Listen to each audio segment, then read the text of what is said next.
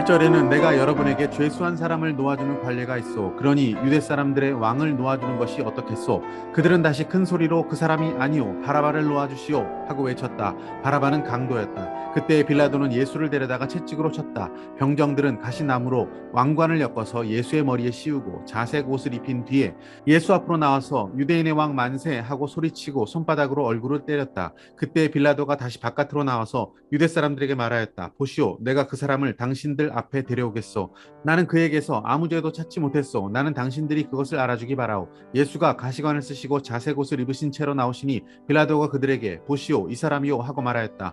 대제사장들과 경비병들이 예수를 보고 외쳤다. 십자가에 못 박으시오, 십자가에 못 박으시오. 그러자 빌라도는 그들에게 당신들이 이 사람을 데려다가 십자가에 못 박으시오. 나는 이 사람에게서 아무 죄도 찾지 못했소 하고 말하였다. 유대 사람들이 그에게 대답하였다. 우리에게는 율법이 있는데 그 율법에 따르면 그는 마땅히 죽어야 합니다. 그는 자기를 가리켜서 하나님의 아들이라고 하였기 때문입니다. 빌라도는 이 말을 듣고 더욱 두려워서 다시 관저 안으로 들어가서 예수께 물었다. 당신은 어디서 왔소? 예수께서는 그에게 아무 대답도 하지 않으셨다. 그래서 빌라도가 예수께 말하였다. 나에게 말을 하지 않을 작정이요, 나에게는 당신을 놓아줄 권한도 있고 십자가에 처형할 권한도 있다는 것을 모르시오.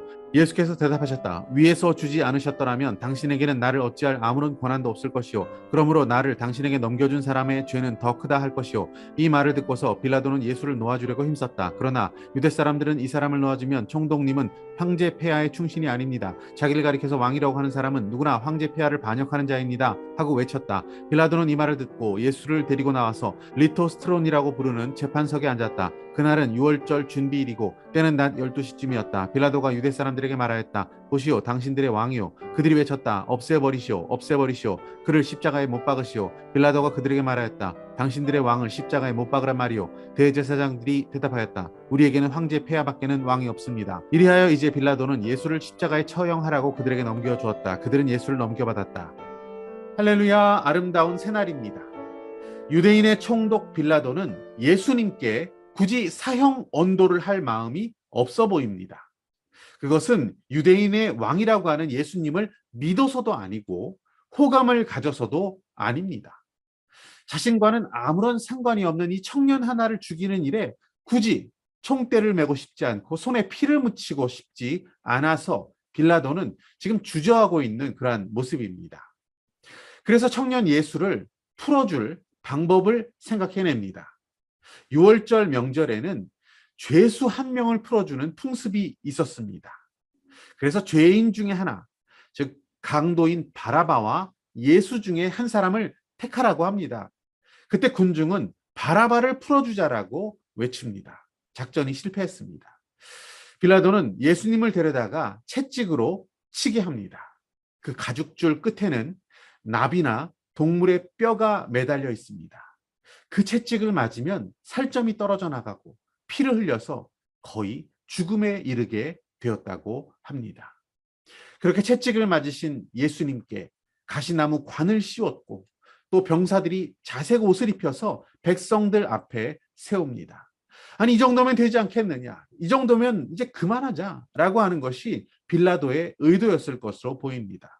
하지만 유대인들은 십자가에 못 박으라 라고 외치기 시작합니다. 결국 빌라도는 다시 재판석에 앉게 됩니다. 그때 백성들은 없애버리시오, 없애버리시오, 그를 십자가에 못 박으시오 라고 외치기 시작합니다. 이어서 대제사장들이 빌라도에게 이렇게 말합니다. 우리에게는 황제 폐하밖에는 왕이 없습니다 라고 외치고 있습니다. 아니, 어떻게 그들이 이런 말을 할 수 있었을까?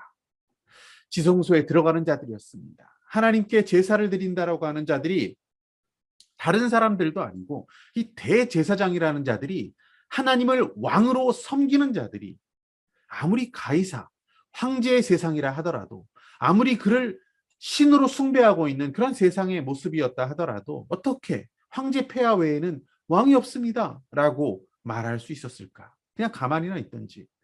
참 딱하다, 참 안타깝다는 생각이 듭니다. 그런데 그렇다면 우리는 정말 예수님만을 왕으로, 진정으로 예수님만을 왕으로 모시고 살아가고 있는 자들입니까? 우리가 세상 앞에서 혹시 돈이, 권력이, 나의 명예가, 나의 자리가, 나의 자존심이 왕이라고 외치면서 거기에 지배당하고 살아가고 있지는 않는가? 정말 우리는 우리 주님이 우리 모든 순간에 왕이라고 고백하고 있는가라는 생각을 해보게 되는 고난주간입니다. 오늘 붙드신 하나님의 말씀과 믿음의 결단은 무엇입니까?